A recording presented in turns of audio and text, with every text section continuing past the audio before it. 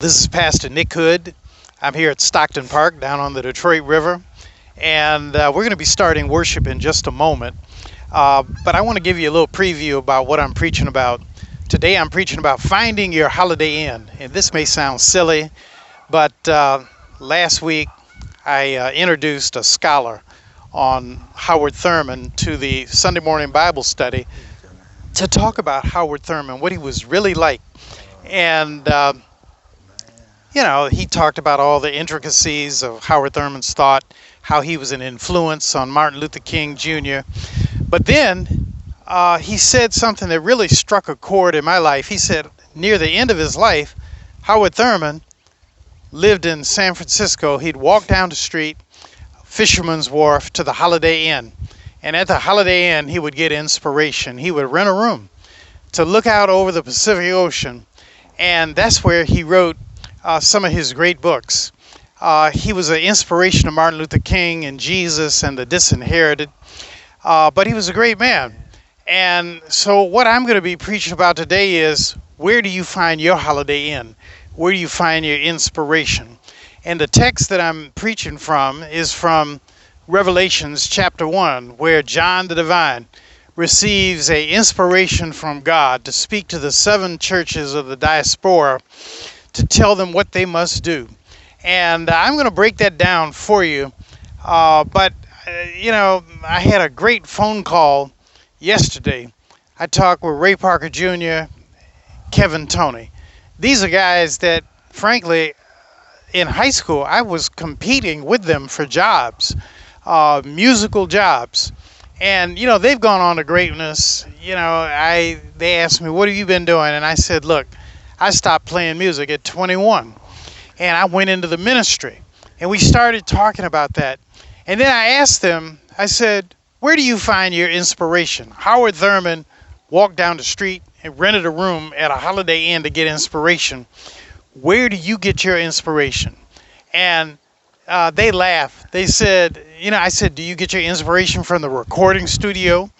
Do you have to go down the street to the, in your case, the Pacific Ocean, because they live out in California now? And they said, no, I can get inspiration anywhere. I can get the inspiration on an airplane. I get the inspiration sitting on the couch, wherever.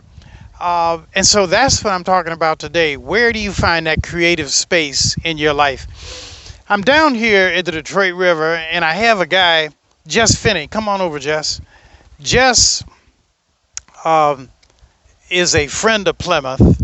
He was out here stretching and working out this morning. But I want you to share with the audience today, why do you like Plymouth United Church of Christ? Step right over here. Good morning. Stand back just a little bit. Okay. Good morning, Plymouth. Such a pleasure to be here with, I'm going to refer to him as Nick, because I have a long history with the Hood family. His father, Reverend Pastor Hood, he and the people my mom worked for over 40 years was very, very close. As a matter of fact, his name was Bewick Burton, Dr. Bewick Burton, from Memphis, Tennessee. D.T. Burton. D.T. Burton, that's right. Yes. Bewick Burton. As a country boy, we weren't educated very well down in Mississippi. But however, I have a very connection with the Holiday Inn. The Holiday Inn was originated in Memphis, Tennessee. I worked as a teenager for the second one that was built. Matter of fact, the first one was built on the street called Highland in Memphis, Tennessee, and the second one on 3rd Street, which is now called B.B. King Boulevard. So as a 8th grader, going into my 9th grade, I started the job there as a dishwasher and left as a cook. But when school started back in September, I kept the job. So I would leave school at 3 o'clock, go across the street, take a street bus to work, and then get off at 11 4:30 or so, and the street buses had stopped running. So this 14-year-old had to walk 2.5 miles home in the dark.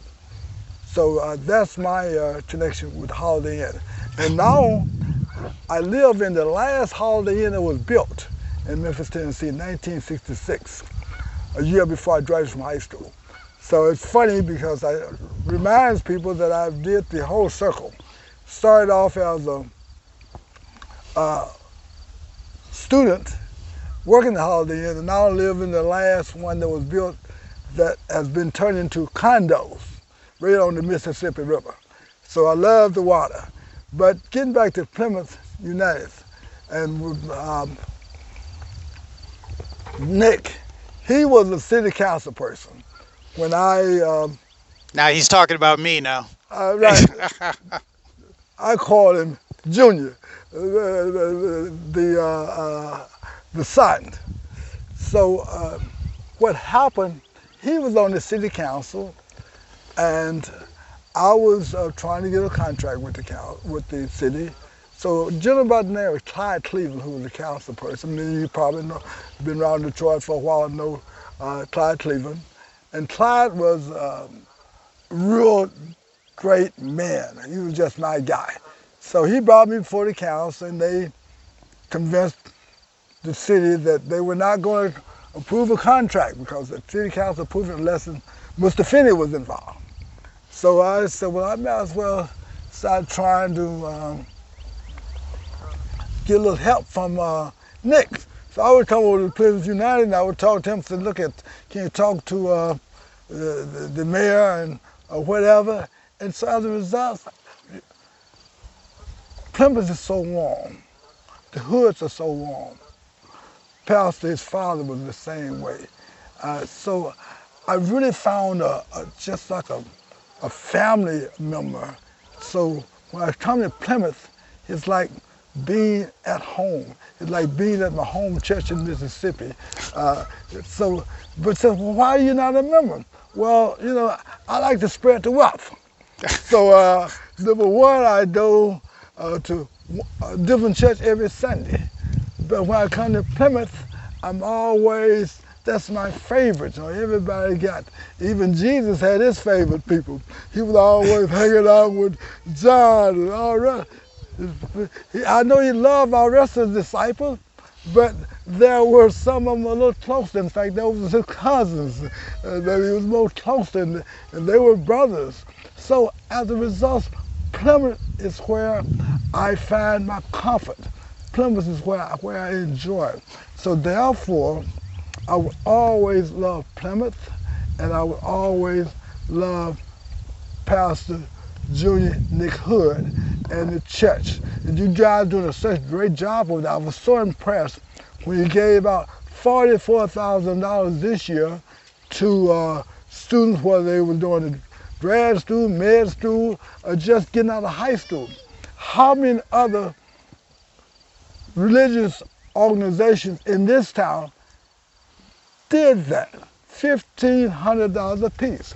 I'm always talking with Nick, saying, why don't you get some of these other folks around that have these big mega churches and got these mega millions of dollars, do the same. God bless you, God keep you. Please continue to pray for me, and I will pray for you. I love you folks. Bye-bye. All right. So, folks, you know, the Lord talks to me, and I wasn't going to come to this park this morning. I was going to go somewhere else in Detroit, maybe Belle Isle, maybe Mariners Inn, Hotel, Motel, Holiday Inn. But the Lord told me, come right here to Stockton Park. And who should I say is Jess Finney. What a great affirmation of faith for Plymouth United Church of Christ. And I'm going to tell you something, Jess. You may have 4 churches that you spread your wealth in and spread your time in. But if you die in Detroit, I will bury you for free. Now think about what I just said.